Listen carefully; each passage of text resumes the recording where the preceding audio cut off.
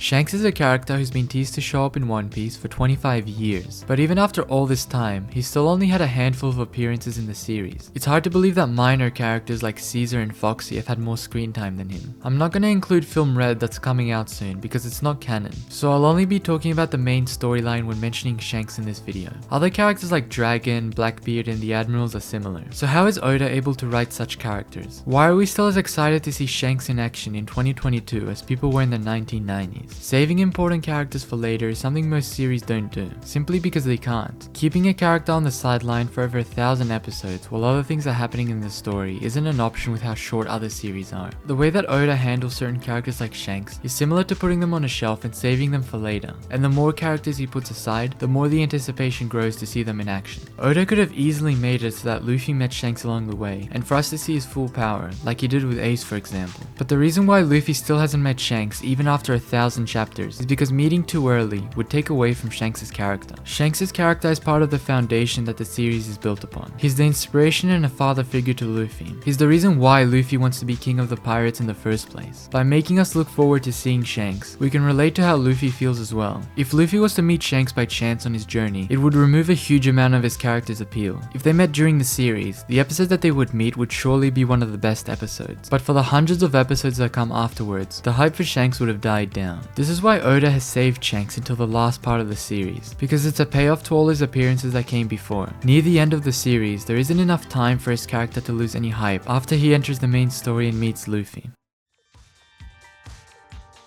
Now let's look at what makes Shanks' character unique for a moment. Shanks is introduced in chapter 1, where a group of bandits come into a bar and ask for sake. When they find out there's no more left, Shanks offers them the last bottle.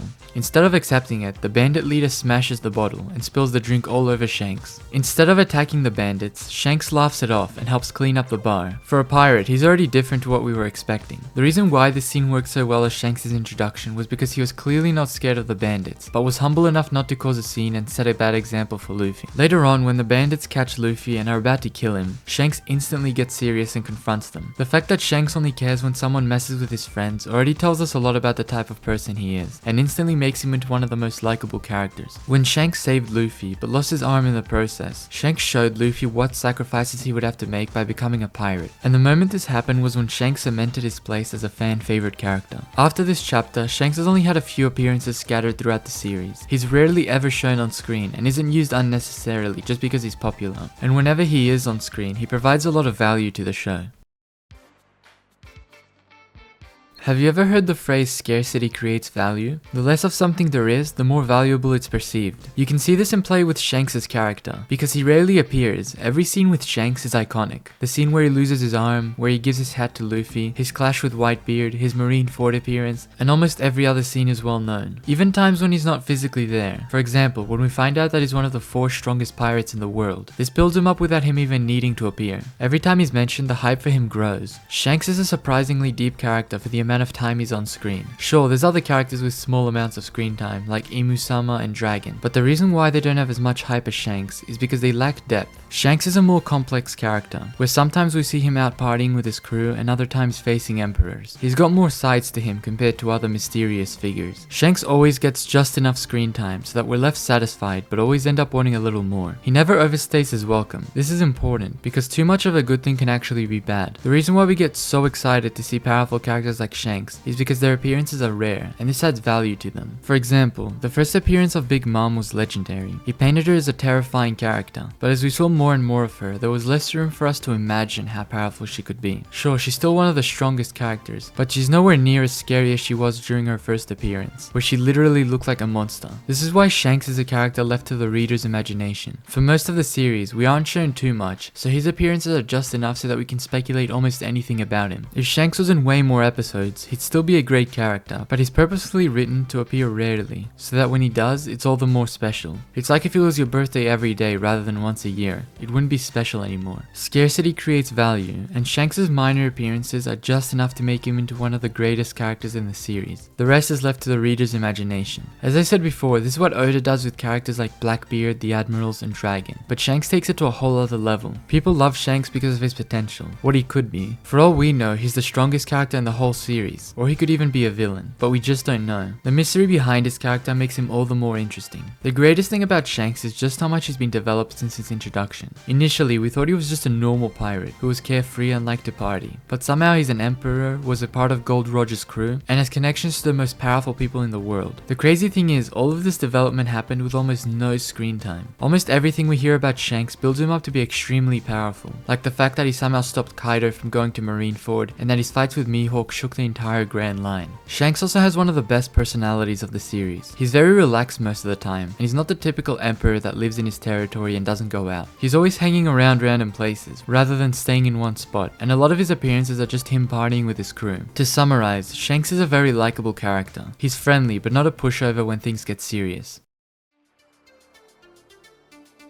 The next reason why Shanks' character works so well without any screen time is the world building in One Piece. Think about it like this, Shanks losing his arm to save Luffy is already a huge deal, and made him into a fan favorite character. But throughout the story, we find out extra details which makes it even more significant. The fact that Shanks went toe to toe with the most powerful swordsman in the world, and gave all that up just to save Luffy, makes him losing his arm even more impactful when you look back. He sacrificed more than we originally thought. Another time this happened was when Shanks was revealed to be an emperor, because after we found out that he's one of the strongest pirates, the scenes in the bar make him look even more humble for not instantly destroying the bandits. Most new information we find out about Shanks makes earlier scenes better in retrospect. The reason why Shanks is written perfectly is because Oda is a master at handling his off-screen actions. We barely ever see Shanks, but when we do, we can imagine what he's been doing with his time, whether that's partying and getting drunk or meeting other emperors. And by his next appearance, he's moved on with his life. This is how Shanks still keeps a strong presence in the story without physically being there. His existence lets the audience know that there are things going on in the One Piece world beyond Luffy's adventures, and it adds a sense of realism to the story because things are constantly happening in the background. It's also amazing that a character introduced so early on is still one of the most powerful characters in the series. Almost every character in the East Blue and the Grand Line is extremely weak now compared to Luffy, whereas Shanks is still powerful because he hasn't had enough screen time for us to see his full strength. And since Shanks' true intentions are still unknown, it sets it up so that anything can happen with him. His potential is unlimited. Shanks' crew is another reason why he's so popular.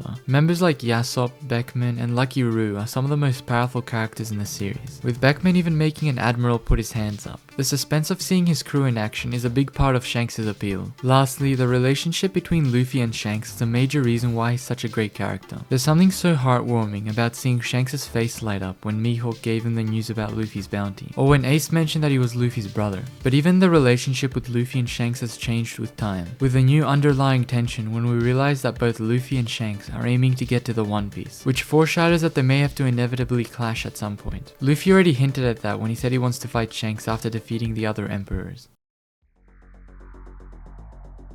Overall, it's the unknown nature of Shanks that's the most interesting. If we already knew the full extent of his power and his motivations, then there wouldn't be a reason for all the speculation. But each of his appearances is like a piece of the puzzle that lets the audience figure it out rather than directly telling us. One of these moments was when Shanks used Haki to knock out most of Whitebeard's crew. At that point, we already knew that Whitebeard was the strongest man in the world, so for Shanks to be able to do that to his crewmates really put what he's capable of into perspective. This is a great example of showing rather than telling, and it engages the audience by letting us piece together what's going to happen with Shanks rather than telling us his exact power or goals. He's essentially a character created almost entirely in the minds of the audience, as we imagine what he's been up to since his last appearance. His off-screen actions are described just enough to let the imagination run wild. How did he stop Kaido from going to Marineford? What were his fights with Mihawk like? Since we aren't shown these moments, we can imagine Shanks to be as powerful as we want. It's like when Whitebeard was described as the only living pirate who could go toe-to-toe with Roger. We could already imagine their fights long before they were ever shown in flashbacks, and it made us think highly of Whitebeard. Characters like Shanks are also a good way to take breaks from the main story when it starts to slow down, or needs a change of pace. After a long arc, cutting to Shanks or any mysterious character is a great way of relieving some tension and see what's going on in the One Piece world. Shanks' character serves a lot more to the main storyline than what it first seems. His relationships with various characters like Mihawk, Whitebeard, and the Five Elders, and the fact that he was on the Pirate King's crew and met some of the most powerful people in the One Piece world, shows just how valuable he is to the series. And to show how much Shanks is loved by the fanbase, there have been 7 official popularity polls since One Piece began, and in 3 of those polls, Shanks was rated in the top 10 characters, while in the other 4 polls, he was rated within the top 15. That's an incredible achievement, considering the other characters on the popularity poll had lots of screen time. So finally, to summarize, why is Shanks a perfectly written character? It can all be summarized as his lack of screen time, which allows people's imaginations to run wild with what's possible for his character, as well as his relationships with important characters. That's not to say that Shanks is objectively the best character, but from a writing standpoint, he's perfect, because he's exactly what One Piece needs. Thanks for watching, and I'll see you in the next video.